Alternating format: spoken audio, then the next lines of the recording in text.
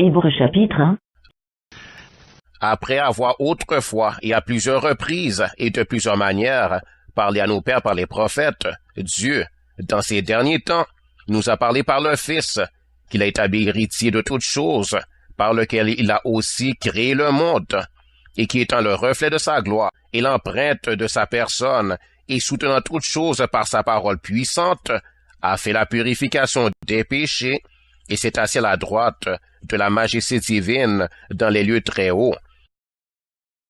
Devenu d'autant supérieur aux anges qu'il a hérité d'un nom plus excellent que le leur.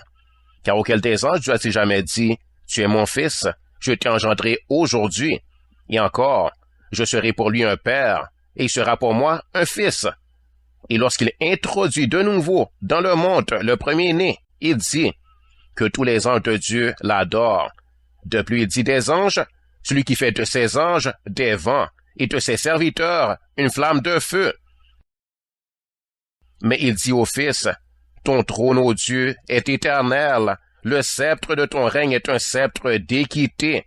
Tu as aimé la justice, et tu as haï l'iniquité. C'est pourquoi, ô Dieu, ton Dieu t'a oint d'une huile de joie au-dessus de tes égaux. Et encore, toi, Seigneur, tu as au commencement fondé la terre, et les cieux sont l'ouvrage de tes mains. Ils périront, mais tu subsistes. Ils vieilliront tous comme un vêtement. Tu les rouleras comme un manteau, et ils seront changés. Mais toi, tu restes le même, et tes années ne finiront point. Et auquel tes anges a-t-il jamais dit, assis-toi à ma droite, jusqu'à ce que je fasse de tes ennemis ton marchepied. Ne sont-ils pas tous tes esprits au service de Dieu, envoyés pour exercer un ministère en faveur de ceux qui doivent hériter du salut?